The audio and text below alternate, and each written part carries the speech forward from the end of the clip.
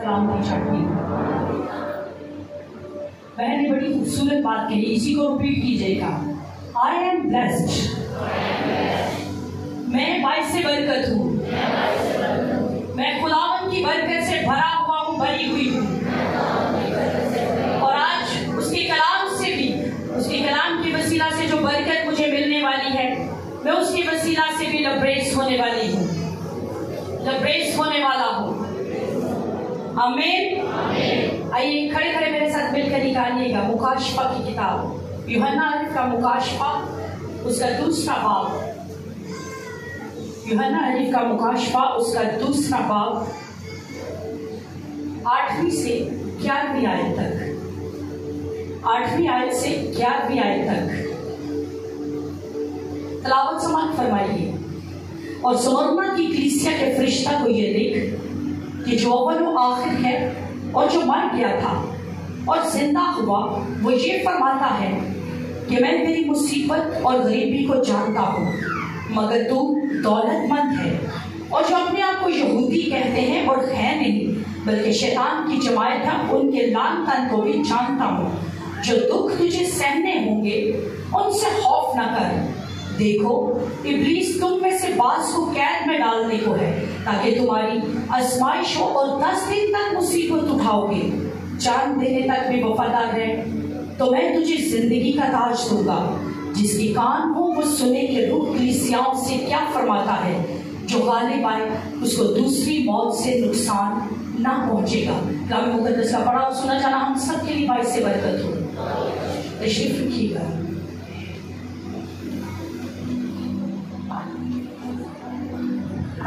तो हमारा टॉपिक है वो है दुख सहने होंगे।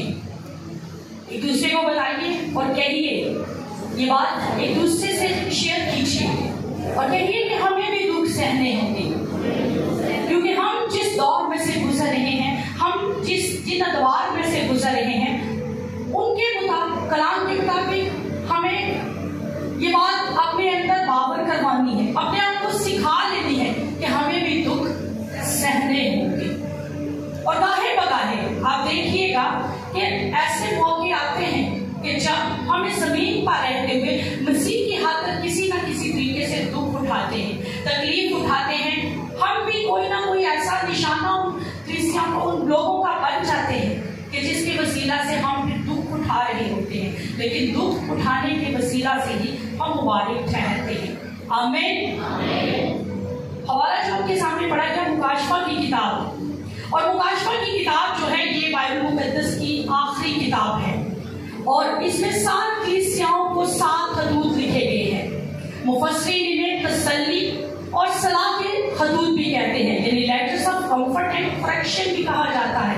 इसमें सलाह की जाती है, इसके अलावा इसमें तसल्ली की बातें भी बहुत ज्यादा बयान की जाती हैं इन तमाम खतूत के अंदर। और ये किताब बजाते खुद भी इज़ार रसानी का शिकार मसीहियों की हौसला अफजाई के लिए लिखी गई किताब है। इस किताब के बारे में बहुत सारे मुफस्सिरीन, बहुत सारे राइटर्स का कहना है कि ये जो दुख उठाते हैं मसीह खुदावंद की खातिर, ये उनकी तसल्ली के लिए लिखी गई हुई किताब है। और मौजूदा अब जो बात की गई कि मसीहियों की हौसला अफजाई के लिए, तो पहली सदी में जब इस जमाने की रूमी बादशाह के मशरकी सूबे आसिया में जो मौजूदा तुर्की है, इज़ार रसानी का शिकार थे लोग, और बेसिकली तब भी खुदावंद के लोगों को बहुत ज्यादा सताया जाता था। उस वक्त भी खुदावंद के लोगों पर बहुत ज्यादा परसिक्यूशन किया जाता था, और खुदा ने फिर यूहन्ना आरिफ को ये मुकाशफा दिया। और कलीसियाओं के नाम, तब जितनी कलीसियाएं थी, जितनी परसिक्यूशन सह रही थी, जितनी इज़ार रसानी से दुख उठा रही थी, उन सब के लिए तसल्ली का मुकाशफा यूहन्ना आरिफ को मिला कि मेरी कलीसियाओं को जाकर तसल्ली दीजिए। कलाम के वसीला से इन कलीसियाओं के लिए तसल्ली का पैगाम पहुंचे, सलाहकारी का पैगाम पहुंचे, और लोग तसल्ली पाते हुए खुदावंद में एक बार फिर से मसरूफ होना शुरू करें, खुदावंद में मजबूत होना शुरू करें, ईमान से ना फिरे बल्कि ईमान पर कायम रह सके। और ये पैगाम खुदावंद यीशु मसीह ने यूहन्ना पर उतारा, और उसने फिर कलीसियाओं तक पहुंचाना शुरू किया। और ये समझ लीजिए कि बड़ा ही जबरदस्त मुकाशफा तो है, लेकिन आज के दौर में जिन अदवार में से कलीसिया गुजर रही है, और जिन अदवार में गुजरते हुए कलीसिया एक दूसरे से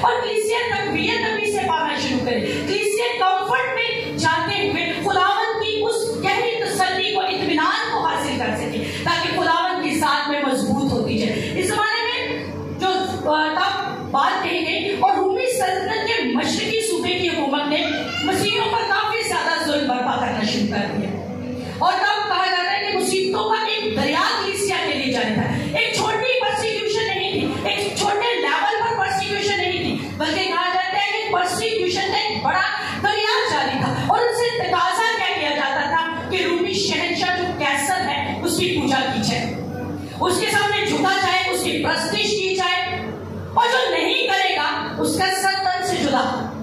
तब ये बात कही जा रही थी, लेकिन तब मसीहियों ने एक इरादा कर दिया था कि हमें रूमी शहंशाह के आगे नहीं झुकना, हमें रूमी शहंशाह की प्रस्तिश नहीं करनी। और जो कर लेता था, झुक जाता था, उसको बकायदा एक सर्टिफिकेट दे दिया जाता, उसको बकायदा एक तस्दीकनामा दिया जाता कि ये शाह प्रस्तिकार है, कैसर प्रस्तिकार है, इसलिए अब इसको बिल्कुल भी कुछ भी नुकसान नहीं पहुंचाया जा सकता।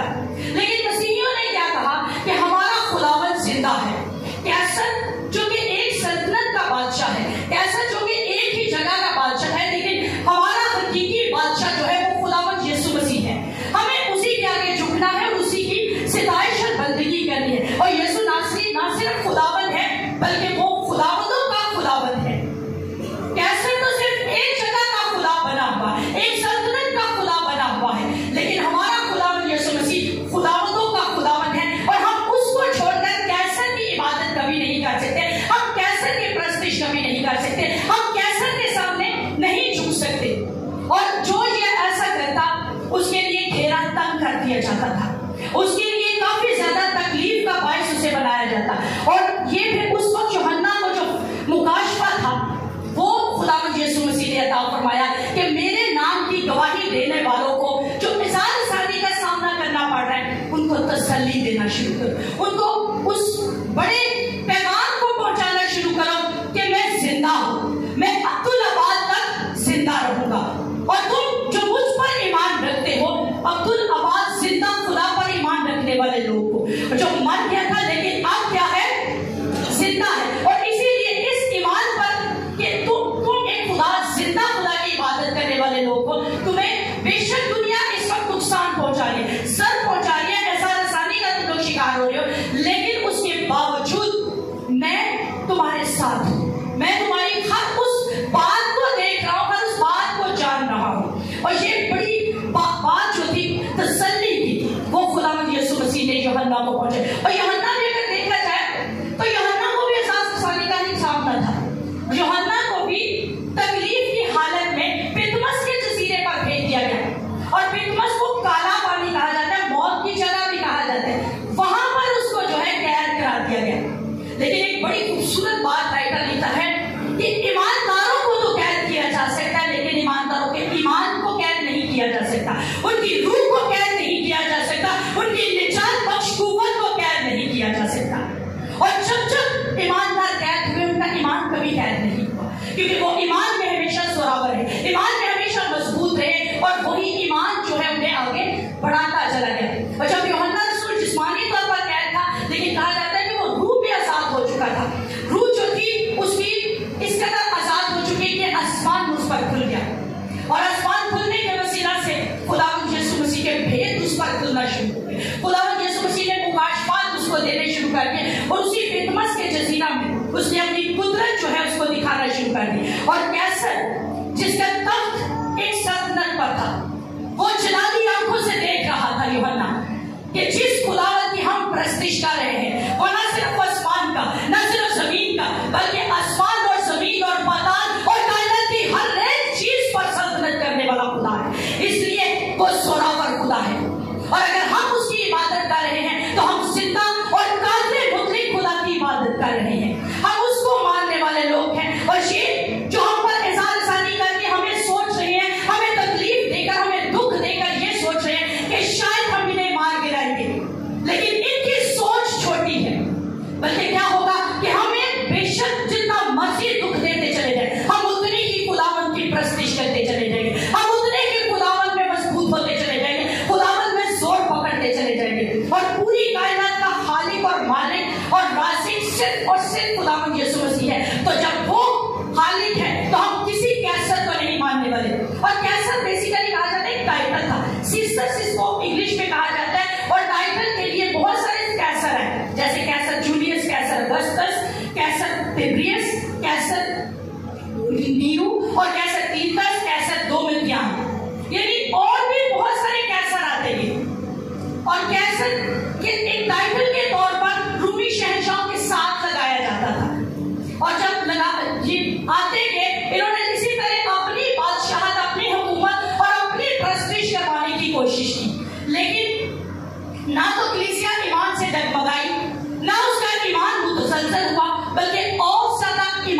साथ उस ईमानी तकवीयत को पाते हुए खुदावंद की वर्शिप करती रही, खुदावंद को जलाल देती रही, खुदावंद के हुजूर में आगे की आगे बढ़ती चलेगी। और खुदावंद यीशु मसीह नासरी जो कि आज भी जिंदा है और अब्दुल अब्बाद तक जिंदा रहेगा, वो कल भी बादशाही करता था, वो आज भी बादशाही करता है और अब तक बादशाही करता है। उसकी बादशाही का काम रहता होगा, क्योंकि वही खुदावंद है और वही खुदावंदों का खुदावंद और बादशाहों का बादशाह है। और जब कलीसिया ये पैगाम अपनी जिंदगी में रिसीव कर लेती है, और बड़ी खूबसूरत बात कि डरो मत, ये खुदावंद यीशु मसीह पैगाम दे देता है, तो इस पैगाम को जब कलीसिया रिसीव कर देती है, खौफ न कर, डरो मत, तो ये पैगाम इस कदर सुरावर उनको बना डालता है कि उसके पास इब्लीस जितने मर्जी हरबे अपना ले, जितनी मर्जी कोशिशें कर ले, कभी भी कलीसिया को उसकी जड़ों से उखाड़ नहीं सकता, उसके ईमान से हरा नहीं सकता, उसके ईमान को मुतसलसल नहीं कर सकता, बल्कि हमेशा कलीसिया फिर ईमान में जोरावर रहती है। और स्मरना की कलीसिया को पैगाम दिया जा रहा है जो कि आज तुर्किया में भी मौजूद है। तुर्किया के मुल्क में 1930 में तब्दील करके इसका नाम अजमीर रखा गया और आज ये अजमीर के नाम से पहचानी जा रही है। ये तुर्किया का तीसरा बड़ा शहर है और तजारती लिहाज से बहुत सुरावर मजबूत किस्म का शहर। यहाँ पर तजारत बहुत ज्यादा की जाती थी और मुल्क के मगरिब में वाक़या है, यानी तुर्की के ये मगरिब में वाक़या, इसकी आबादी तकरीबन 30 लाख के करीब है और ये कदीम मशहूर शहर इफ्सुस के शुमाल में तकरीबन 35 मील के फासले पर है। इस शहर में एक तजारती बंदरगाह हुआ करती थी और बहुत ही मालदार ये शहर, और जैसे आज सियालकोट को तजारत का हब कहा जा रहा है, कहा जाता है कि यहाँ पर तजारत सबसे ज्यादा है, यहाँ पर ताजर बहुत ज्यादा है, फैक्ट्रीज बहुत ज्यादा है, सनतें बहुत ज्यादा है और इसको इस वक्त पाकिस्तान का हब भी बोला जा रहा है। तब ये तुर्किया जो है, यानी स्मरना जो है, स्मरना को तजारत का हब कहा जाता था और अमीर तरीन वहां पे क्रिश्चियन जो थे वो बहुत अमीर थे, क्रिश्चियन बहुत मालदार थे, क्रिश्चियन जो है वो बहुत ज्यादा बिजनेस करने वाले लोग थे और बहुत ही अमीर तरीन कलीसिया हुआ करती थी। लेकिन तजारती लिहाज से ये बहुत ज्यादा मशहूर, और कहा क्या गया कि कैसर की परस्तिश की जाए। इस जगह पर एक और काम था कि बुत परस्ती भी हाई लेवल पर थी, जहां तजारत हाई लेवल पर, वहां बुत परस्ती भी हाई लेवल पर की जा रही थी। बुतों की पूजा, कैसर की परस्तिश और जो थी देवी देवताओं की परस्तिश जो थी वो बहुत ज्यादा अरूज पर थी, बहुत ज्यादा की जा रही थी। और इसमें ही एक यूहन्ना आरिफ ने, एक जो बुजुर्ग थे पोलीकार्प, इनको भी स्मरना में पहला बिशप मुकर्रर किया था। यानी कलीसिया भी तरक्की कर रही है, कलीसिया भी खुदावंद में बढ़ रही है और एक तरफ जो थी वो बुत परस्ती भी अरूज पर थी। अगर आप अपने सियालकोट में देखें तो सियालकोट का भी इस वक्त यही हाल है। आप देखिए जगह जगह पर बुत परस्ती के लिए बहुत ज्यादा चीजें मौजूद आपको नजर आएंगी। मैं उन इलाकों का नाम नहीं लेना चाहती, नाम जगहों का, लेकिन आप खुद देखिए कि क्या सियालकोट के अंदर अगर बेदारी बहुत ज्यादा है, सियालकोट में कहा जाता है कि चप्पे चप्पे पर चर्चिस मौजूद है, चप्पे चप्पे पर बहुत ज्यादा क्रिश्चियनिटी अब बढ़ना शुरू हो गई है, तो दूसरी तरफ दूसरे काम भी बहुत ज्यादा है। ये आपको पता है क्यों रिलेट करके आज बता रही हूँ, क्योंकि परसिक्यूशन खुदा के खादिम ने लास्ट संडे फरमाया कि सिर्फ 3 घंटे की मुसाफत पर रह चुकी है। कल वो खुदा ना खास्ता, खुदा ना करे ऐसा कभी हो, लेकिन मेंटली कलीसिया को प्रिपेयर चाहती है कि खुदावंद का रूह चाह रहा है, कलीसिया ज़हनी तौर पर इस काम के लिए तैयार रहे कि कभी भी कुछ भी हो हमें ईमान से नहीं फिरना, हमें अपने खुदावंद की परस्तिश करने से नहीं फिरना, हमें अपने खुदावंद की इबादत से नहीं उतरना, हमें उसके नाम का, उसके ईमान में मजबूत रहने से कभी भी नहीं डगमगाना। ये आपको इसलिए साथ साथ बता रही हूँ कि जैसे तब स्मरना बहुत स्ट्रॉन्ग कलीसिया थी, तब स्मरना जो माली तौर पर भी खुशहाल थी, ऐसे ही हमारा भी अब देखें कि क्रिश्चियनिटी में बहुत ज्यादा, यहाँ पर भी बहुत ज्यादा बिजनेसमैन मौजूद है। और स्मरना के लिए सबसे बड़ी बात, एक लफ्ज जो यूज किया गया स्मरना का ताल्लुक यूनानी जुबान में मुर है, और मुर जो है वो दरख्तों से हासिल किया जाने वाला वो लेस्तर खून वाला मादा हुआ करता था, जिसको खुशबू में तब्दील किया जाता, और ये खुशबू पता कहाँ पर चलाई जाती? हैकल के अंदर। खुदावंद की इबादत के दौरान में हैकल के अंदर समूर की जो थी खुशबू चलाई जाती थी। और देखा जाए तो स्मरना कलीसिया की दुआएं जो है खुदावंद की हैकल में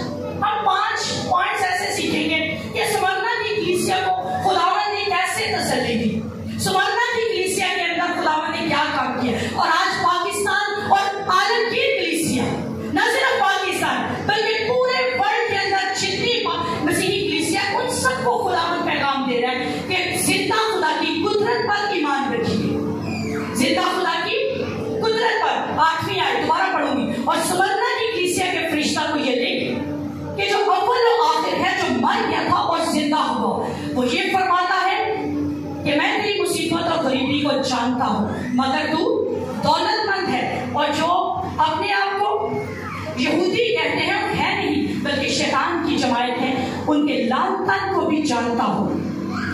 यहाँ पर एक लफ्ज जो फर्स्ट हिस्से में बोला गया, जो अव्वल हो, बोलिएगा, जो अव्वल हो आखिर है। और ये लफ्ज यहोवा खुदा की ज़ात के लिए बोला जाता था। पुराने अहदनामा में अगर हम देखें तो अव्वल और आखिर लफ्ज हमेशा खुदावंद यहोवा खुदा की ज़ात के लिए बोला जाता।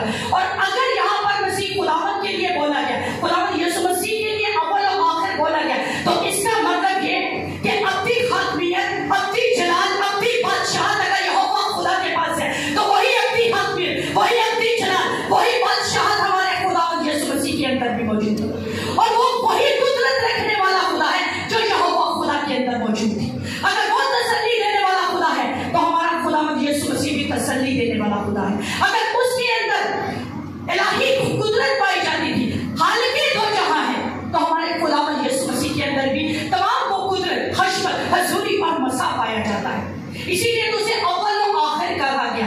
और वही अव्वल, क्योंकि वही अव्वल है और अज़ल से है और अव्वल तक बादशाही करने वाला है, और उसी की बादशाहत का कभी आखिर ना होगा। यशायाह 40:4 में, यशायाह 44:6 में और यशायाह 48:12 में यहोवा खुदा को अव्वल और आखिर कहा गया कि यहोवा खुदा की ज़ात के बारे में कि वो अव्वल भी है, आखिर भी है। और उसका मतलब ये कि यहोवा के पास तख्लीकी कुदरत है, यहोवा के पास शाही इख्तियार है, यहोवा के पास मखदशी बख्श कुदरत है।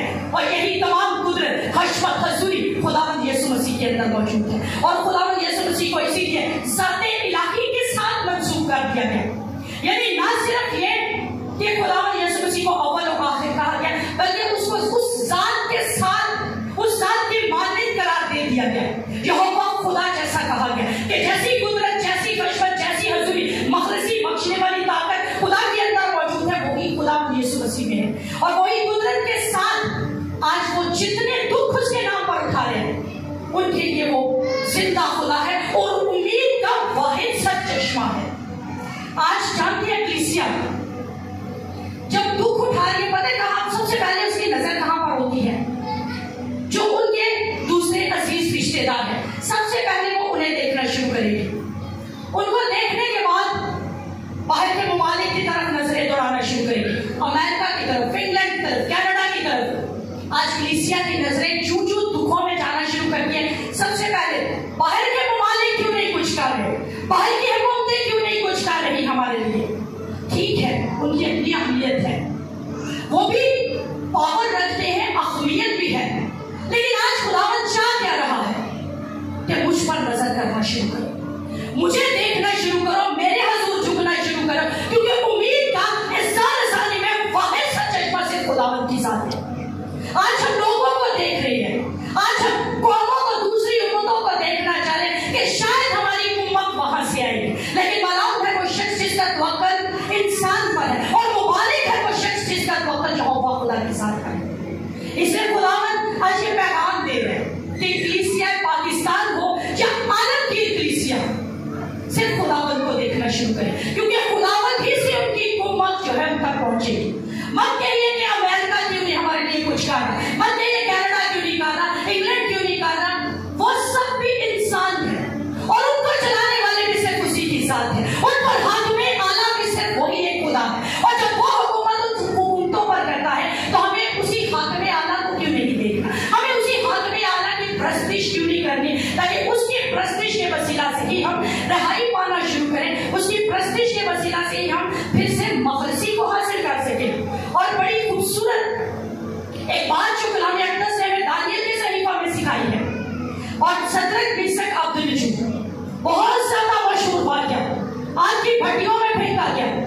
क्या कोई इंसान बचाने आया, कोई सियासी जमात बचाने आई, कोई फौज उन्हें बचाने आई, कोई पुलिस उन्हें बचाने आई, कोई रेंजर उन्हें बचाने आई, कोई हकमी आला उन्हें बचाने आया? कोई भी उस वक्त उस आग की भट्टी में मौजूद नहीं था, बल्कि लिखा है कि जब वो तीनों आग में फेंके गए तो उनके साथ जो मौजूद था वो सिर्फ और सिर्फ अल्लाहज़ादा मौजूद था। और आज भी अगर आज आप आग की भट्टियों में, आज आप मुसीबतों में, आज आप परेशानियों में, आपके साथ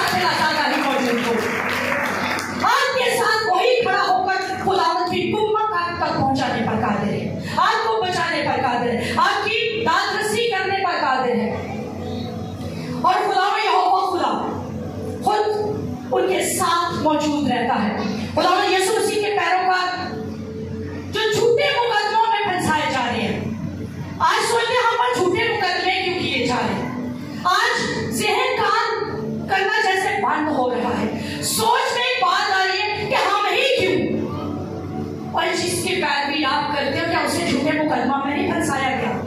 उस यीशु मसीह पर झूठे मुकदमे ही तो किए गए, उसे झूठा मुकदमा करके ही तो फंसाया गया, अदालतों में पेश किया गया, घसीटा गया, मारा गया, थूका गया, सलीब तक पर लटका दिया गया।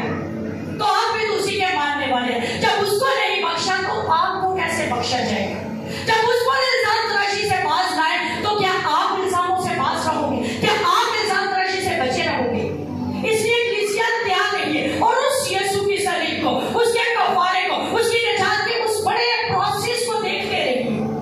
अपनी जिंदगियों के अंदर एक अपनी जिंदगी में एक काम ठान लीजिए कि हमें बाइबल पढ़ना है, हमें प्रस्तुत करना है, हमें दुआ करना है, हमें शिफायत करना है, हमें फास्टिंग करना है, और तब कलीसिया जोरावर होती जाएगी।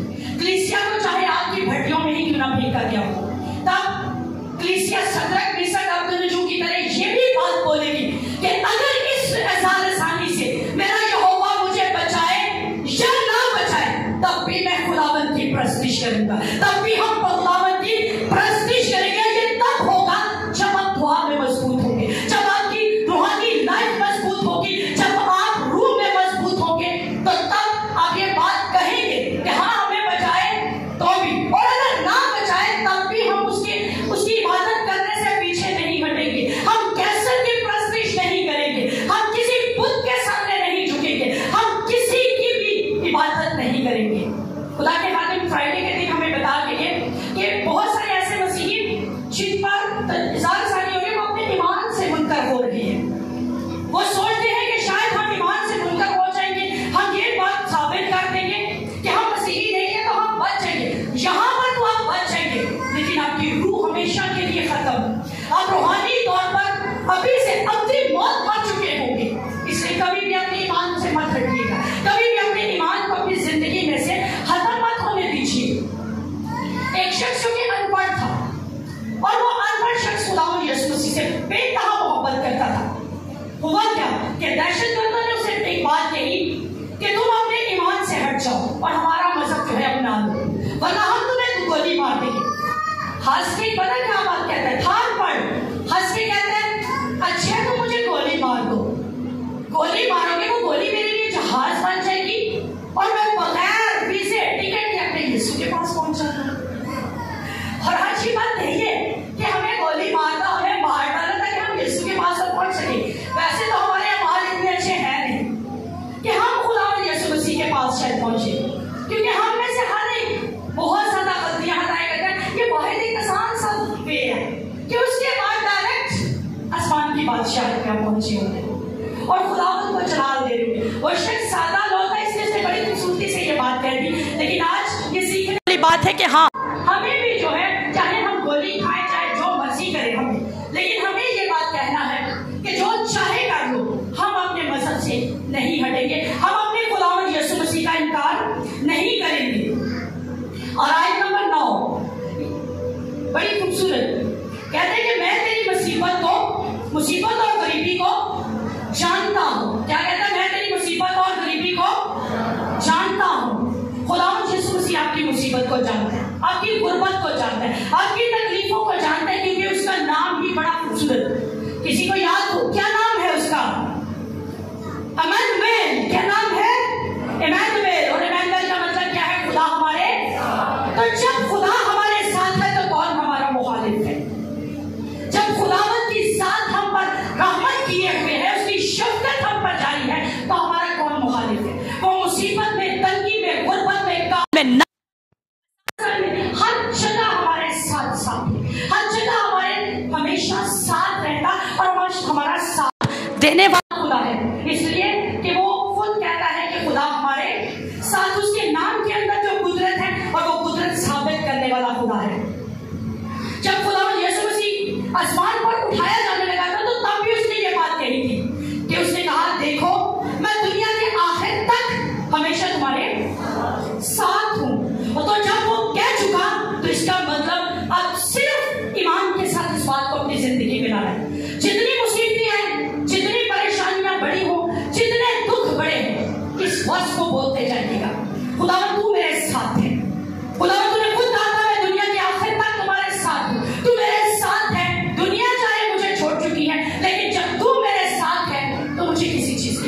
ताकत बन गई, किसी चीज का डर नहीं है। और यही कुव्वत जो है, यही दलेरी जो है आपको और ज्यादा दलेर बनाती जाएगी। और दुनिया में जिस तरह मर्जी दुख हो, आपको दलेर का रूप बख्शती जाएगी, आपको छुटकारा दिलाती जाएगी। और पाकिस्तान जिन अखबार में से गुजर चुकी है या गुजर रही है, ये सब के सब ये बात बयान फरमा रहे हैं कि हाँ, खुदावंद हमारी मुसीबतों को जानता है।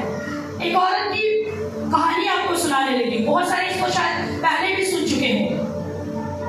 एक औरत जो कि खुदावंद में बड़ी मसरूर रहती थी, खुदावंद में बड़ी शान रहती थी, और उसका तरीकाकार ये था कि वो तो उठकर, उसका घर समंदर के किनारे था, वो समंदर के किनारे जाकर अपने घर से निकलती, समंदर के किनारे गीली रेत पर टहल कर तो दुआ किया करती थी, प्रस्तिश किया करती थी। ये उसका मामूल था, उसकी रूटीन थी कि वो जब तक बाहर जाकर समंदर के किनारे टहल कर दुआ न करती, प्रस्तिश न करती, अपने रूटीन के काम शुरू नहीं करती थी।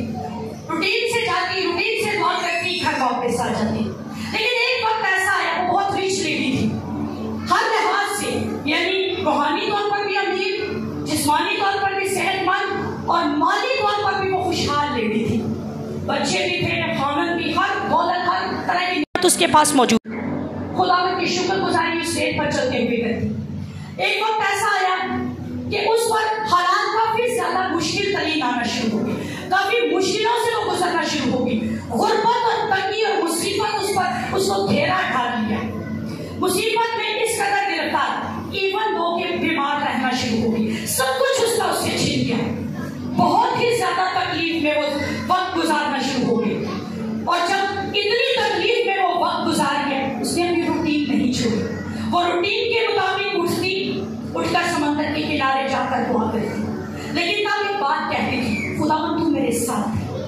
दुनिया ने मुझे छोड़ दिया क्योंकि मैं गुर्बत में आ चुकी, दुनिया ने मुझे छोड़ चुकी है क्योंकि मैं बीमार हो चुकी, दुनिया ने मुझे छोड़ दिया क्योंकि मेरे पास अब कुछ उसको देने के लिए बाकी नहीं रहा। लेकिन मैं ईमान रखती हूँ, तू मुझे नहीं छोड़ेगा। वो दुआ कर रही है। और एक रोज ऐसा आया कि जब वो दुआ कर रही थी और टहलते टहलते जब दुआ करती जा रही है, और दुआ करते करते उसने, जब वो पहले दुआ करती थी तो उसके कदमों के साथ 2 कदम और दुआ करते थे। उसने जब वो दुआ कर रही है टहलते हुए, तो टहलते हुए दुआ करते हुए वो देखना शुरू हुई कि आज सिर्फ वही 2 कदम जो मैं चल रही हूँ, क्या आज मेरे यीशु ने मुझे छोड़ दिया? सारी दुनिया भी मुझे छोड़ गई, लेकिन आज सिर्फ वही पीछे मुड़कर देखती है, वही 2 कदम जो वो चल कर आ रही है। तो वो खुदावंद यीशु मसीह से वही में घुटनों के बल होकर रोती जा रही है, चिल्लाती जा रही है और गिला करना शुरू हुई कि खुदावंद तूने भी मुझे मेरी गरीबी में छोड़ दिया, तूने भी मेरी तंगी में मुझे छोड़ दिया। सारी दुनिया तो मुझे छोड़ चुकी थी, लेकिन मैं भी मुझे नहीं छोड़ने वाला। मेरे यीशु ने मुझे ना पहले छोड़ा है ना अब छोड़ेगा। लेकिन आज कदम देखकर इस बात का अंदाजा लगा रही हूँ कि आज खुदावंद यीशु तूने भी मुझे छोड़ दिया। उसी वक्त उसको एक आवाज आई, क्या बेटी मैं आज भी तेरे साथ हूँ। तू तकलीफ की वजह से, तू इस कदर बीमारी की वजह से तू अपने कदमों पर खड़ी भी नहीं हो पा रही थी, तेरे तो कदम भी लड़खड़ा रहे थे। और आज जब लड़खड़ाते कदमों के साथ मैं देख रहा था कि तू चल भी नहीं पा रही, तू गिर जाने वाली है, तो मैंने तुझे अपनी गोद में उठा लिया। और वो जो कदम तू देख रही है वो तेरे नहीं बल्कि मेरे हैं। मैं आज भी तुझे उठाए हुए, मैं आज भी तेरी मुसीबत में तेरे साथ। ईमान रखिए, खुदावंद का कलाम जो कह चुका, जो बोल चुका, जो लिखा जा चुका, जो अंबियाओं के जरूरत थी, यहाँ पे आज खुदा के फातहों के जरिए आप तक पहुंचा है। उसका एक एक नुक्ता, एक एक शोशा हाँ के साथ है।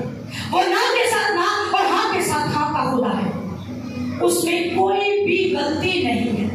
इस बात पर हमेशा ईमान रखिए कि वो आपके साथ है, वो आपके साथ हमेशा खड़ा है, आपके साथ हमेशा चलने वाला खुदा है। वो आपकी मुसीबतों में, तंगियों में, परेशानियों में आपके साथ रहने वाला खुदा है। और मैं तेरी गरीबी को भी जानता हूँ, चाहे स्मरना की कलीसिया कहा जाता है, जैसे मैंने स्टार्ट में बताया कि तिजारत का एक हब थी, वहां पर बहुत ज्यादा मालदार लोग थे, लेकिन उनको हुक्म क्या मिला था कि जो कैसर की इबादत करेगा, जो शब परस्ती करेगा, जो कैसर परस्ती करेगा, उसी को हम सब कुछ देंगे। अदरवाइज बिजनेस भी सारा खत्म, नौकरियां छीन ली जाएंगी और गुर्बत की वजह से खाने को लाले पड़ जाएंगे। लेकिन मसीही कौम तब भी नहीं डरी थी। उन्होंने कहा हमारे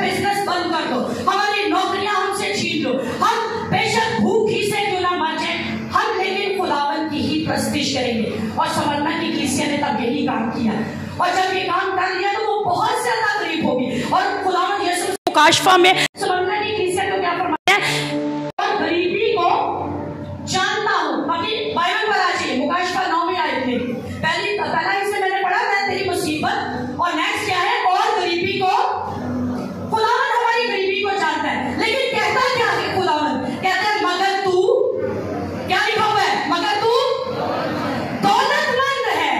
अब दौलत उनके पास क्या थी, जबकि वो गरीब हो चुके, उनका बिजनेस टोटली उनसे छीन लिया गया, उनकी नौकरियां उनसे ले ली गई, और वो इस कदर गरीब हो गए कि खाने को लाने पड़ चुके थे। लेकिन खुदावंद यीशु मसीह क्या कह रहे हैं, कहता है मगर तू दौलतमंद है। किस लिहाज से दौलतमंद, ईमान की दौलत में, रूह की दौलत में। वो रूह में भी दौलतमंद है, ईमान में भी दौलतमंद है, क्योंकि उन्होंने ईमान अपना नहीं छोड़ा था। उन्होंने उस दौलत की परवाह न की, उस शोहरत की, उस इज्जत की परवाह न की, बल्कि उन्होंने खुदावंद यीशु मसीह को चूज करके उसकी इबादत की, और उस गुर्बत में फिर टाइटल क्या रिसीव किया, बरकत क्या रिसीव की, कि उनका नाम कलीसिया, जब ये फतूत लिखेंगे तो तब भी इनको तरबीह नहीं की गई, इनकी बल्कि क्या किया, तसल्ली दी गई। इनको एक बड़ी कंफर्ट जो है वो खुदावंद यीशु मसीह अपने फरिश्ता के थ्रू भेज रहा है।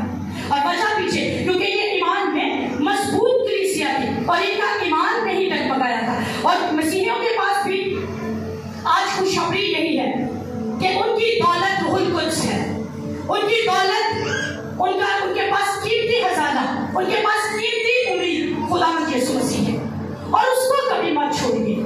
अपने बच्चों को इब्तदाई कलीसिया की मूवीज दिखाना शुरू कीजिए। इब्तदाई कलीसिया पता क्या करती थी, इब्तदाई कलीसिया के अंदर अगर आप अपने बच्चों को मजबूत ईमान में बनाना चाहते हैं तो खुदावंद यीशु मसीह की लास्ट जो कहा जाता है ना कि सलीबी मौत की, वो मूवी जरूर महीने में 2 महीने बाद एक दफा जरूर दिखाए। इब्तदाई कलीसिया पर जितनी आसानी हुई, जितना तशद्दुद किया गया, वो जरूर दिखाइए। जवान औरतों को, जवान मर्दों को शेरों के आगे फेंक दिया जाता, और वो अपनी ईमान से नहीं फेंकते, भूखे शेरों के आगे। छोटे छोटे बच्चे, गोद में बच्चे, दूध पीते बच्चे ऐसे फेंकते थे रूमी, और वो उनको उसी वक्त उनका गोश्त नोच कर खा जाते थे, और कभी नहीं वहाँ ईमान से फेंकते थे। तेल के गर्म कड़ाहों में फेंक दिया जाता, औरतों को नंगा करके आग लगाकर पिलर्स के साथ बांध दिया जाता, कभी ईमान से नहीं फेंकते। आज कलीसिया के लिए वो सब कुछ देखना बहुत जरूरी है, ताकि ईमान में ना फेरे, ईमान पर मजबूत रहे, ईमान में डटे रहे, खुदावंद यीशु मसीह को अपनी जिंदगी से जला करते रहे, हालात कैसे भी क्यों ना हो। मरना तो है, आज मर गए, कल मर गए, जब रूह गई तो उसके बाद जिंदगी खत्म, दम खत्म, जिंदगी खत्म, एक सांस की खेल है। तो क्यों ना खुदावंद यीशु मसीह में रहे, अपने ईमान से कभी ना फिरे, ताकि खुदावंद फिर हमें कहे मगर तू बेशक तू गरीब है लेकिन तो भी दौलतमंद है, और ईमान की दौलत में हम मरे। और फिर एक और लौदीकिया की कलीसिया है, इसी में अगर आप आगे पढ़ते हैं तो लौदीकिया की कलीसिया जिसने जो ईमान से फिरे, उसको खुदावंद यीशु मसीह ने कहा कि तू गरीब कलीसिया है। आज आपके बारे में ये बात कही जाती है, एक अमीर कलीसिया है, और अपना खजाना आसमान पर जमा कीजिए। मत्ती 6:19 में आज का कलाम बता रहे हैं, पाकिस्तानियों आज आप बहुत गुर्बत में हो। पता दूसरी अक़वाम क्या कह रही है, हाय बेचारे पाकिस्तानी, भी हम बेचारे नहीं, हम ईमान से ज्यादा मजबूत है। तो जब ईमान में हम दौलतमंद हैं तो हम बेचारे ना हुए। हमारी आंखें आज अमेरिका की तरफ नहीं, इंग्लैंड की तरफ नहीं, कनाडा की तरफ नहीं, किसी और की तरफ नहीं लगी, बल्कि हमारी आंखें उसके खुदा उसके बेटे यीशु पर लगी है, जहां से हमारी कुम्मक आ रही है, जहां से हमारी आइंदा भी कुम्मक आने वाली है, और जहां ईमान रखते हैं कि फरिश्तेगान ये कहते होंगे कि बेशक ये जमीन पर रहते हुए आज अपनी हालत को देखकर दुनिया वालों की नजर से ना कहिए कि हम गरीब है, बल्कि आसमानी खुदा की नजर से कहिए कि हम अमीर हैं। आइए एक दूसरे को कहिएगा, जरा कहिएगा कि मैं अमीर हूँ। भाई भाइयों से कहे, बहनें बहनों से कहे कि मैं ईमान में अमीर हूँ, मैं रूह में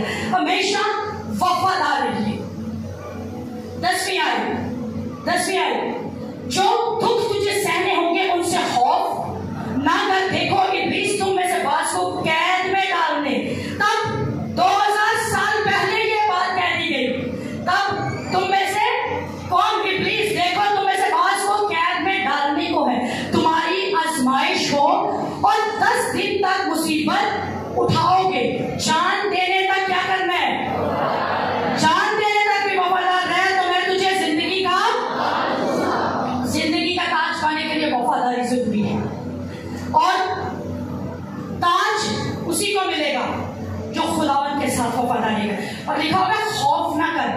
राइटर का कहना है कि 366 दिन बाइबल मुकद्दस में 366 मरतबा लिखा हुआ है खौफ ना कर, डरो मत, खौफ ना कर, डरो मत। 366 मरतबा। साल में दिन कितने होते हैं? 365 दिन। कितने लोग कहते हैं 365 दिन होते हैं? कितने लोग कहते हैं? मैं खुदा के हाथ में कुछ नहीं कहूंगी, मेरे अंदर इतने रेवलेशन नहीं निकलते, आप बेफिक्र होकर हाथ खड़ा कर दीजिए। कितने दिन होते हैं? मैंने कहा 366 मरतबा बाइबल में लिखा है, तो कितने दिन होते हैं साल में? 365 दिन। कितने लोग कहते हैं 365 दिन? 366 दिन भी होते हैं लीप ईयर में, और लीप ईयर आफ्टर 4 इयर्स आता है। 4 साल के बाद लीप ईयर होता है, जिसमें फरवरी जो है 29 दिनों का होता है, और तब साल में 366 दिन। बाइबल मुकद्दस कहीं पर भी रॉन्ग नहीं है, इसलिए उसने कहा 366 दिन आपको कहा है खौफ न कर और डरो मत, मैं तुम्हारे साथ हूं। और तब जब वो फरमा रहा है तो इसका मतलब वो 366 दिन। अगला साल लीप ईयर है जो 4 में डिवाइड हो जाए, जो मैथ्स के स्टूडेंट पता होगा, जो ईयर 4 में मल्टीप्लिकेशन हो जाए ना, डिवाइड हो जाए, उसको हम लीप ईयर कहते हैं। और उस लीप ईयर में 366 दिन होते हैं, और अगला साल 366 दिनों का है। काउंट कर लीजिएगा जाके घर, क्योंकि आपके गूगल में सारा आ जाएगा, देख लीजिएगा। और 366 दिन हमारा खुदावंद कह रहा है खौफ ना कर। पाकिस्तानी मसीहियों को हो या आखिर मसीही, सबके लिए एक या 366 दिन वो आपके साथ है। और बड़ी खूबसूरत बात कहा जाता है कि तुम्हारी आजमाइश कितने दिन की है? 10 दिन। यानी आजमाइश पूरी उम्र के लिए नहीं आने वाले। ये इंसानी, ये दुख, ये तकलीफें पूरी उम्र के लिए नहीं है, बहुत ही थोड़े दिनों के लिए। 10 दिनों से मुराद बहुत ही थोड़े दिनों के लिए है। और जब थोड़े दिनों के लिए आजमाइश है, थोड़े दिनों के लिए परेशानी है, तो उसमें वफादारी सबसे अव्वल बात कही गई है।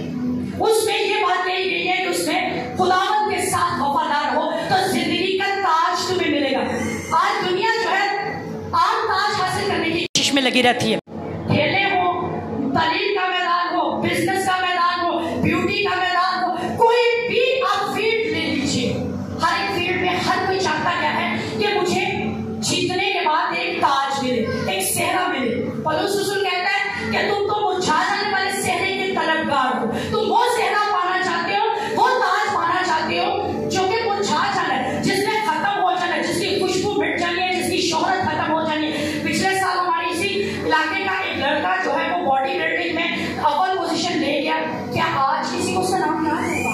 है, बता दीजिएगा, मेरे हाथ में भूल गया होगा। लेकिन वो ताज जो खुदावंद की तरफ से मिलता है, उसकी यादगार ना यहाँ पर ना किताबे ख्याल में से कभी मिटने वाली है। खुदा के खातिर ने एक आपको सरमन दिया था, यादगारी की कुतुब, और उनमें एक यादगारी की किताब भी थी, जो जिस यादगारी की किताब के अंदर आपके तमाम काम लिखे जाते हैं। कलीसिया जमीन पर रहते हुए मिसाल सानी है, वो भी लिखा जा रहा है। कलीसिया खुदावंद के लिए दुख में आते हुए आंसू बहाएगी, वो आंसू भी उसमें लिखे जाएंगे। हर एक काम उसमें लिखा जाएगा, और जो जो कुछ आप करेंगे लेकिन वफादार रहेंगे तो तब वो जिंदगी का ताज आप पाएंगे। तब उस ताज को आप हासिल करने की तब वो कहा जाता है हकदार बनेंगे। और ताज के लिए जो यूनानी लफ्ज है उसके लिए लिखा गया स्टिफनास।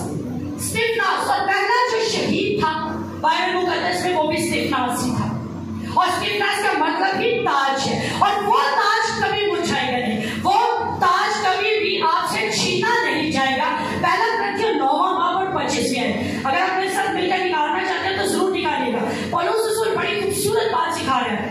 पहला ग्रंथियों 9वां बाब और उसकी 25 और हर पहलवान सब तरह का परहेज करता है। वो लोग तो मुरझाने वाला सेहरा पाने के लिए ये करते हैं जो नहीं मुरझाता, लेकिन हम कौन सा लेने के लिए काम करेंगे?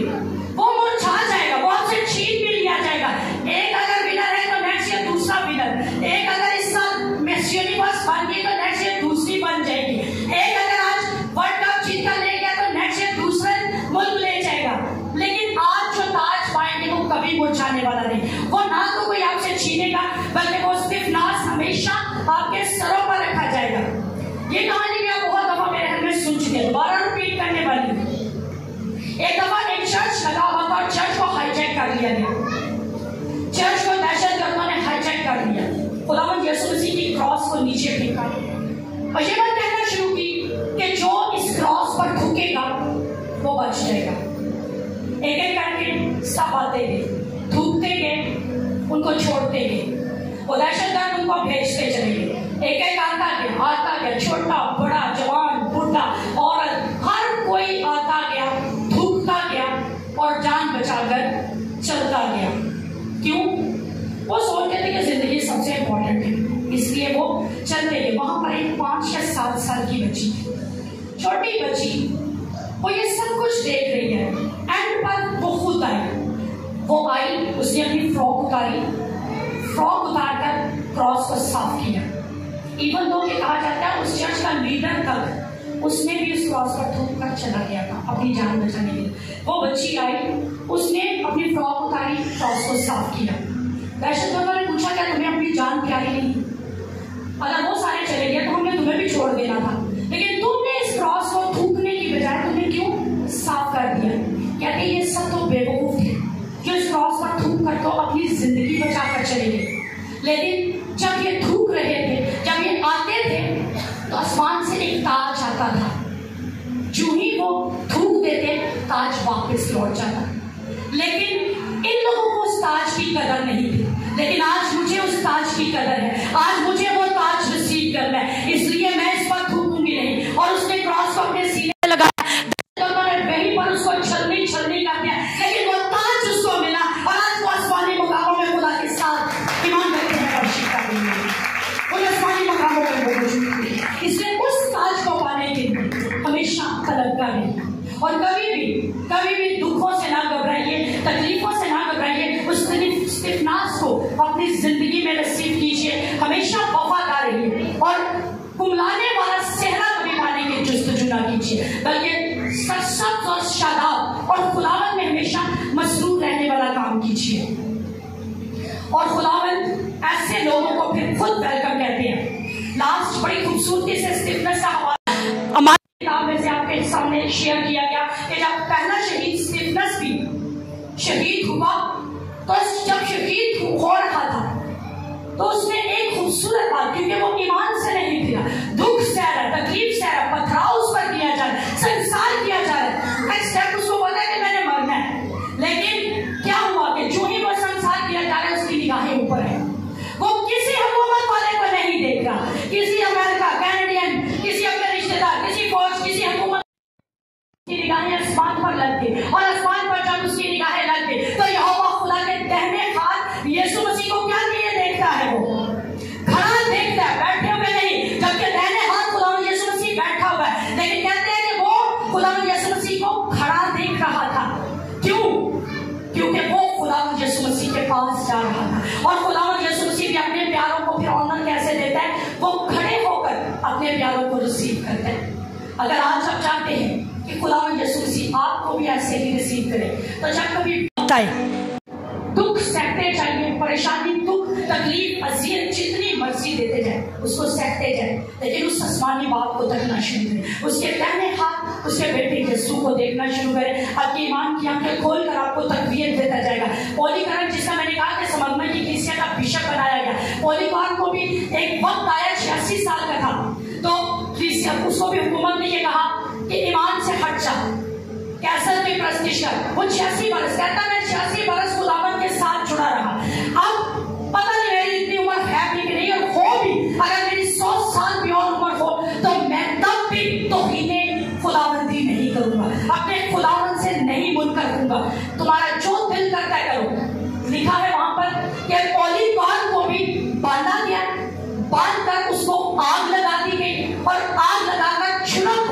उसको मार डाला, लेकिन वो ईमान से नहीं गिरा। आज कलीसिया के लिए खुदावंद का यही पैगाम है कि अपने आप को मजबूत कर लीजिए। सदरक मिशक अब्दुन्नजूर की तरह बचाए या ना बचाए, पौलुस की तरह मार डाले, जो मर्जी करे, लेकिन हमेशा ईमान में मजबूत रहकर दुख सहते जाना खुदावंद को। जनाब दिनानास आपके साथ शेयर करूंगी क्या किया है। लिखा हुआ है जिसकी कान हो वो क्या करे, सुने। किसकी से कान है, किसकी से कान है? Very good. खुदावंद आपको बरकत दे और इसी ईमान में हमेशा कायम रखिए। जिसकी कान हो वो सुने। रूह कलीसिया से क्या फरमाता है, और वो उसका पैगाम तसल्ली का पैगाम है। उसका पैगाम है कि मैं आपके साथ हूँ। उसका पैगाम है कि जान देने तक वफादार है तो जिंदगी का ताज तुझे मिलेगा। उसका पैगाम है कि मैं मुसीबत में, तंगी में, तकलीफ में, गुर्बत में, हर जगह तुम्हारे साथ हूँ। तुम्हारी मुसीबत में देख रहा, तुम्हारी तंगी से मैं वाकिफ हूँ, तुम्हारी परेशानियों से मैं वाकिफ हूँ, तुम्हारे दुखों से मैं वाकिफ हूँ। जितने लोग तुम्हें मेरे नाम से टॉर्चर कर रहे हैं, जितने लोग मेरे नाम से तुम्हें तकलीफें दे, उन सबको मैं देख भी रहा हूँ, जान भी रहा हूँ, और उन सबका हिसाब मेरे हुजूर में लिखा जा रहा है।